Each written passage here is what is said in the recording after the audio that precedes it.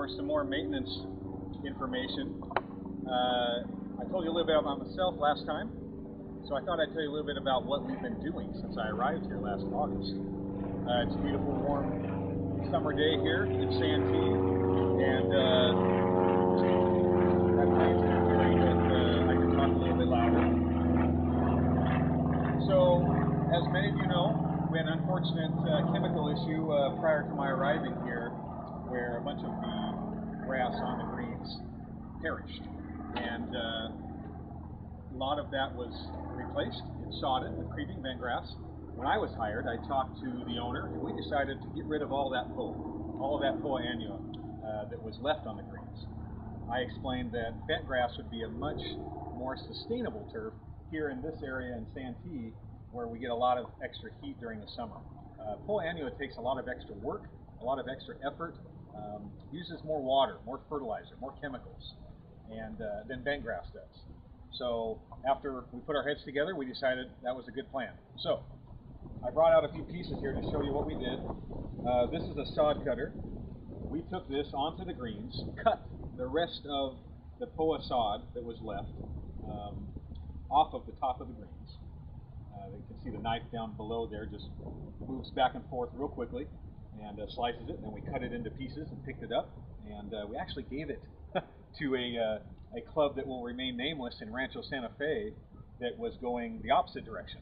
They were giving up the fight of keeping the POA out of the bent grass greens, and so they were actually getting POA from wherever they could and putting it into their greens and converting over the next year or two to completely POA greens. And I've heard that our POA sod was some of the best they've got, so at least we've got that going for us. Anyway, so we got rid of all of that old POA sod, and then what we did is we took what a lot of you have probably used at some point in your lives, a rototiller. And we had two of them. We split the green in half and rototilled, sliding it back and forth and really getting down 6 to 8 inches in depth. And what that did was oxygenate the soil. It does need oxygen to breathe and to be able to sustain a healthy root zone. And we did that all over through the rest of the total putting green surfaces. Then we used what some of you have probably seen running around on a golf course. It's called a bunker rake. Looks like an ATV. It actually is pretty fun too. Ran that machine around the entire area that now looked like your garden, basically, and floated it, smoothed it back down, keeping the original contours of all of the greens intact, and made it smooth and prepped for laying new bent grass sod. Then we had a company come in, and they laid out 48-inch wide, I think they were 25-foot long sections of bent grass sod. Just laid them out like a roll of toilet paper would roll out along the floor, and tied in the edges, and away we went.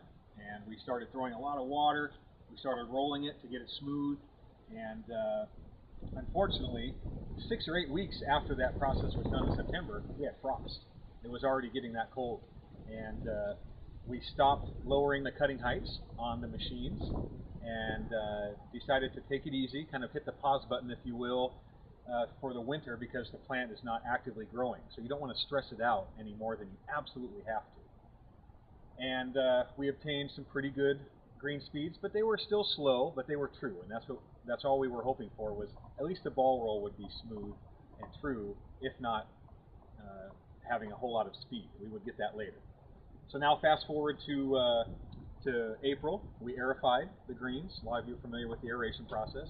It went well. They healed up pretty quickly within a couple of weeks, and we started lowering the cutting heights.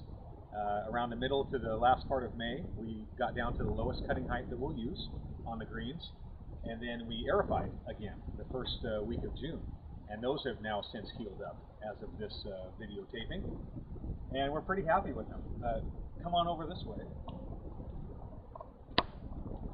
So we're on a pretty steady weekly foliar feeding, where we spray liquid fertilizers and other amendments onto the greens. Iron is really good for extra green color, and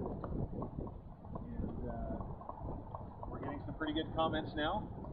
Got some nice dense canopy to this bent grass turf, I don't see any POA right in here. That's the other concern now that we're pretty well established, is keeping the POA out of the bent grass. So every day we're out here looking to see if we find any of those little plants, and we just pop them out, root and all, and throw them in the trash where they belong.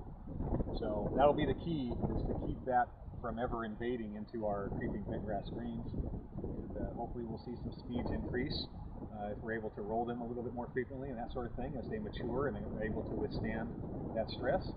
I think that's about it. That was the biggest thing that we did last year. Hopefully everybody's enjoying them. Tune in next time. We will go from the shortest grass on the property out to areas where we've got the tallest grass, and I'll explain where those areas are and why they're being formed and created, and we hope to see you soon.